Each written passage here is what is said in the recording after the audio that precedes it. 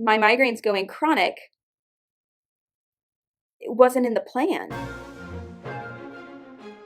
So today we're going to talk about acceptance, and we're going to talk about radical acceptance and how we can get some control back in our lives and feel like we have power even when we're in powerless situations. And this is a really extremely powerful tool. It does take practice and some thought in order for you to integrate it into your life effectively. It has been massively effective for me, and it's something that I use with different students at different times, and we're gonna gotta take that step by step, and I'll give you your challenge at the end. But first, story time. So October 29th of this year, I got a migraine.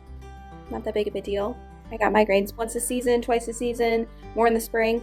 Problem was that the migraine didn't go away, and it was there for a couple days, and then I went to the doctor to get a shot of a medicine called Toradol, and that made the migraine go away, but a couple days later it came back, and then it just kept happening. That became my new normal. Weird to call that normal, but I kept getting migraines more and more often, stayed around longer, found that I couldn't really be in bright lights, which when you work in a public school is a really big problem. So what you see me wearing are actually these the glasses that are designed to help with migraines. For my students, this is not a new look because they've seen me with this before, and I have students who ask me why do you wear sunglasses inside? And it's because starting in October of 2019, I started getting chronic migraines.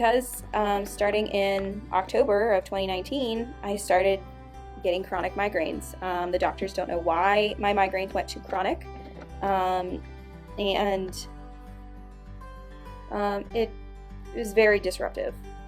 Learning to live with migraines or learning to live with chronic pain is a strange thing to talk about. The best way I can describe it is that for me, it was just kind of like a grieving process. There was a lot of confusion and frustration at first of wait, why is this happening? This doesn't make any sense. And I focused a lot on trying to determine what was causing the migraine. My thought process was if I can figure out what's triggering the migraines, I can make them stop. After going to neurologists and having MRIs of my neck, MRIs of different parts of my neck, contrast MRIs of my neck and my brain, blood tests, all kinds of stuff to determine what exactly was causing the migraines, and the scans all came back normal. So it wasn't like there was an obvious thing, and the doctors are teaching me this is just kind of how migraines are. There is a lot of reasons to be frustrated with that. I just wanted to get back to my life, and I was very angry and very frustrated at this unexplainable phenomenon that just decided to interrupt my life. Being a counselor myself, I understand that the body and the mind are all kind of part of the same system.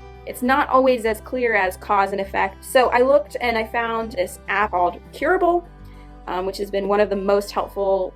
I can't even begin to say how helpful Curable has been. I think the biggest outcome and the biggest change for me is that by watching Curable, listening to Curable, I was able to come to the place where I could understand that sometimes there is pain and it's not necessarily caused by anything black and white that we can see.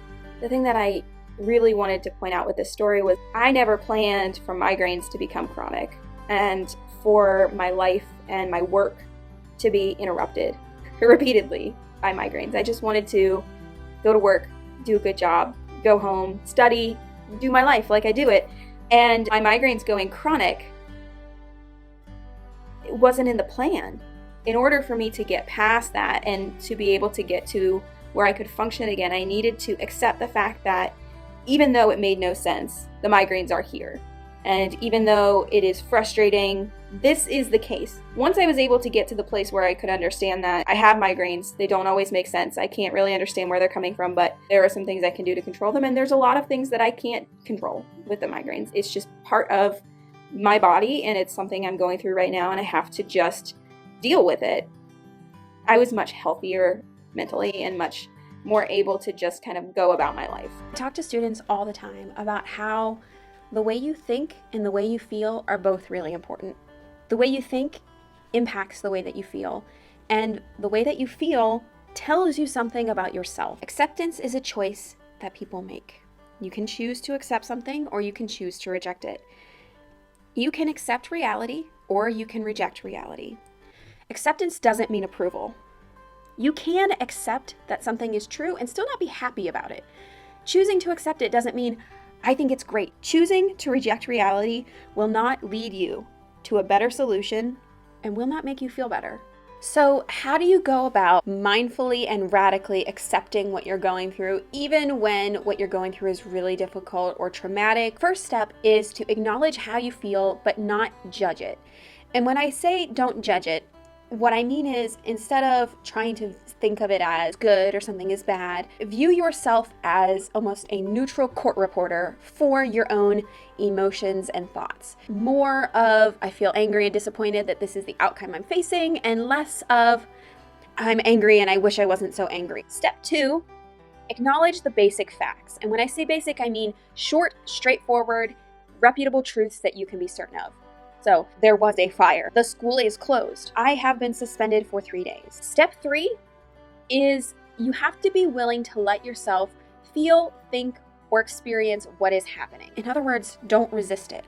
It's the struggle and fighting against reality that actually causes a lot of our suffering. It's that whatever's going on is what's going on. There are things that are outside of my control, but my response is something I can control. And step 4 is really the big step, is creating a new form of self-talk. You may have heard of mantras before. Mantras are just like kind of short, pithy sayings that people say over and over and over again to try to kind of make that their reality. Mine is, it is what it is. Whenever I say it is what it is, that's my way of kind of saying, that's the fact. My opinion on the matter doesn't really change anything. Possible mantras that you could use. It is what it is. I accept this is how it has to be, or simply, this is how it has to be. I've survived tougher things than this before. This situation won't last forever. I can't change the past. Today is the only day I can change. It's a waste of time to fight what I can't change. I might not like this, but this is how it is for now. Being upset about what I can't change only makes me feel worse. There are always things I can't control. I don't like it, but I'll get through it. So your challenge is going to be to engage in this radical acceptance, thinking about whatever it is that's really difficult right now, and then going through the steps to think through how you're feeling and accepting that that's how you feel without judging it. And then finally, finding a mantra or telling yourself in whatever words that you want to, that it is what it is, and that you are going to accept reality and move forward. Thanks for listening, guys. I loved having you. If you have any suggestions for future videos or questions, leave it in the comments, and I'll see you soon. Bye.